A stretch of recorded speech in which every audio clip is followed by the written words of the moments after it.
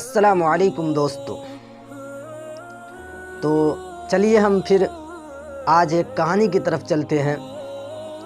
یہ کہانی ہمیں ایک ایسی نصیحت دے چلے گی، خاص کر ہماری ان بہنوں کے لیے جو اپنے لباس کو کم کر کے اور چھوٹا کر کے پہنتی ہے اور نمائش کرتی ہے۔ تو چلیے آج ہم ایک اچھی کہانی سناتے ہیں۔ کیا حجاب اور نقاب بھی کوئی اچھی چیز ہوتی ہے، اور یہ عورت کو کس طرح پردہ میں رکھتی ہے؟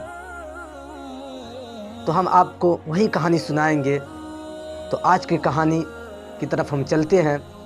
کہانی اس طرح ہے کہ ایک باحجاب باپردہ خاتون میٹرو میں سوار ہوئی۔ دروازے سے گزرتے ہوئے اس کی چادر ایک جگہ اٹک گئی، جس سے خاتون لڑکھڑا گئی۔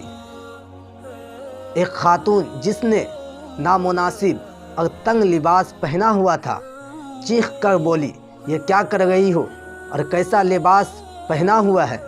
اس گرمی میں، اور اتنی گرمی ہے اور تم پوری بدن کو ڈھانک رکھی ہو اور اس طرح کی لباس تم پہن رکھی ہو۔ میٹرو میں بیٹھے بقیہ تمام افراد اس کی طرف متوجہ ہو گئے اور اس کو دیکھنے لگے، لیکن اس باحجاب باپردہ خاتون نے جلدی سے اپنے آپ کو سمیٹا اور اسی خاتون کے ساتھ جا کر بیٹھ گئی۔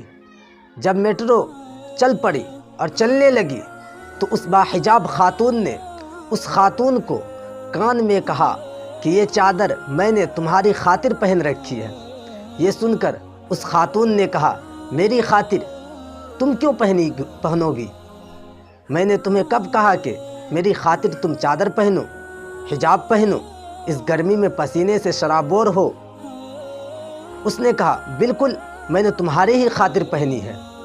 میں نے یہ لباس تمہارے خاطر پہنا ہے تاکہ اگر ایک دن تمہارا شوہر کہ جس نے تم سے نکاح کیا ہے اور عہد کیا ہے اور تم سے وعدہ لے رکھا ہے کہ وہ تمہارے علاوہ کسی اور خاتون کی طرف متوجہ نہیں ہوگا اور نظر اٹھا کر نہیں دیکھے گا، کبھی تم سے بے وفائی نہیں کرے گا اور میری طرف متوجہ نہ ہو، کبھی میرے حسن کی طرف مائل ہو کر اس کا دل تم سے اچاٹ نہ ہو اور تم سے جھگڑا نہ پیدا ہو جائے اور تمہاری ازدواجی زندگی خراب نہ ہو جائے۔ میرا بھی دل چاہتا ہے، دل کرتا ہے کہ لوگ میری تعریف کریں۔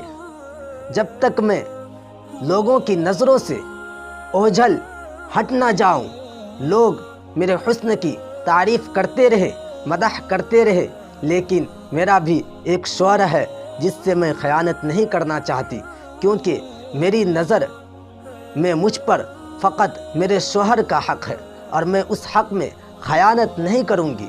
اگر اس عہد میں، اس وعدہ میں وفا کرتی ہوں تو میرا شوہر بھی مجھ سے کبھی خیانت نہیں کرے گا اور کسی خاتون کی جانب، کسی خاتون کی طرف نظر اٹھا کر نہیں دیکھے گا۔ لیکن تم جیسی عورتوں نے، جن کے گھروں کی حفاظت ہم اپنے حجاب سے کرتی ہیں، اور ایک وہ عورتیں ہیں جو اپنے جسموں کی نمائش کر کے مردوں کو اپنی طرف متوجہ کرتی ہیں اور اپنے حسن کی طرف لبھاتی ہے، مردوں کی ایک ایک نظر کی بھیک مانگتی ہے۔ اب تم بتاؤ، اعتراض مجھ پر کرنا چاہیے یا مجھے تم پر کرنا چاہیے؟